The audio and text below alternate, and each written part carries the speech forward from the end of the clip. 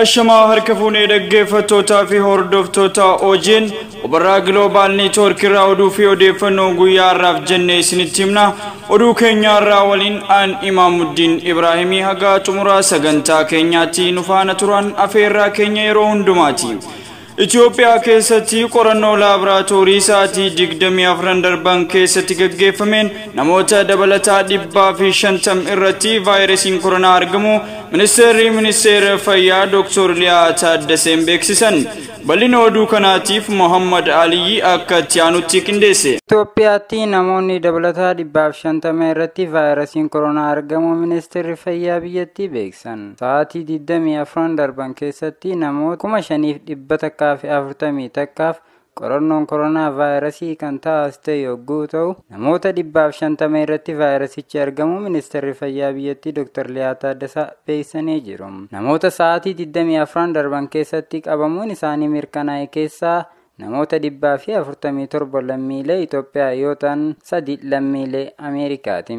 Korniyaan isaanii 94 dhiirota yommuu ta'an 56 ammoo dubartoota. Akkasuma umriin isaanii waggaa 3 hamma 72 jidduutti kan argamu. Namoonni qabamuun isaanii mirkanaa'e keessaa namoonni 123 Finfinneerraa yoo ta'an namoonni 2 naannoo Tigraay. Akkasuma namoonni 13 naannoo Amaaraa, namoonni 6 naannoo Somaalee, namoonni 2 naannoo Oromiyaa, namoonni 3 naannoo Kibbaatti.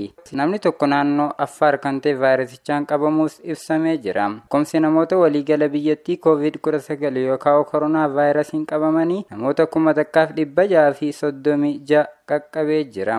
Gama kaaniin ammoo sa'aatii 24 darban keessatti namoonni haaraa 4 magaalaa Finfinnee irraa vaayirasicha irraa bayyanachuun beekamee jira. Walumaa gala namoota 250 dhibee vaayirasii koronaa bayyanatanii dabalataan ammoo dhiira ganna 62 Finfinnee ta'e tokko lubbuun darbee jira. Kanumaanis biyyattiin lakkoofsi namoota koronaadhaan du'anii 18 qaqqabe. Godina Harargee Bahaa Aanaa Dadar magaalaa Qobboo keessatti lubbuun qeerroo tokko haleellaa humnoota mootummaatiin irratti raawwatameen du'aa fi jiruu jidduu jiraachuu odeeffannoon maddeen keenya achitti argamu irraa argannee ni ifoomsa.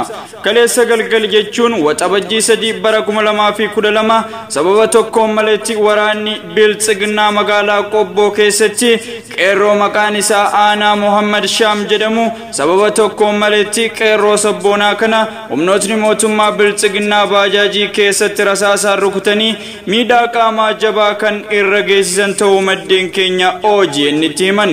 Qeerroon kun hojii isaatiin lubbuu ofiitii fi maatii isaa jiraachisuu jecha akkuma yeroo kaanii ganama hojii isaatti bobbee hojjechaa kan oole yoo ta'u yakka tokko akka hin qabnee fi sababuma qeerroo ta'e qofaaf haleellaan kun irratti raawwatame ta'uu namoonni itti dhiyeenyaan beekan Obarraa Global Network itti himan. Qeerroon Aanaa Muhammad yeroo ammaa kana du'aa fi jiruu jidduu akka jiruu fi hospitaala Calanqootti yaalamaa akka jiru odeeffannoon arganne ni addeessa. Haaluma kanaan waraanni Biltsiginnaa magaalota akka Dadarii fi Qobboo dabalatee aanaalee fi araddaalee naannichaa keessatti qeerrolee Oromoo adamsuudhaan hidhaa fi reebaa jiraachuu maddeen keenya OGN itti himan. Oduma ol qabateen guyyaa har'aa jechuun waxabajjii 4 godina Harargee Bahaa magaalaa Harar keessatti lubbuun nama tokko darbuun dhagahameeti jira. Namni kun qaama hin beekamneen ajjeefamee reeffi isaa magaalattii keessa iddoo Nook jedhamtutti darbamee yoo argamu qaamni nama kana ajjeese haga ammaatti kan hin beekamin ta'uu odeessi nu dhaqqabe ni addeessa.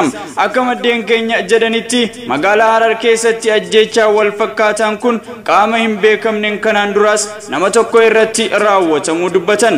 Namoota gocha suukanneessaa akkanaa kana raawwatan mootummaan qoratee seeratti dhiyeessuu dhabuun isaa namni ajjeefamu kun humnoota mootummaatiin ajjeefamuu nuuf mirkaneessa jechuun dubbatan. Kanaan duras magaalichatti hojjetaan mootummaa obbo Muhammad Amin jedhamu Harar irraa humnoota mootummaatiin butamee ajjeefamee bakkeetti darbamu gabaasuun keenya ni yaadatama. Egaan dhaggeeffattootaa fi hordoftoota OGN oduun guyyaa har'aatiif jenne kan haga ammaatti nu faana turtan kana fakkaata. Oduu fi odeeffannoo birootiin haga walitti deebinutti nagaa Rabbii keessa jiraadhaa isiniin jecha oduu keenya guyyaa har'aaf jenne kanumaan goolabna.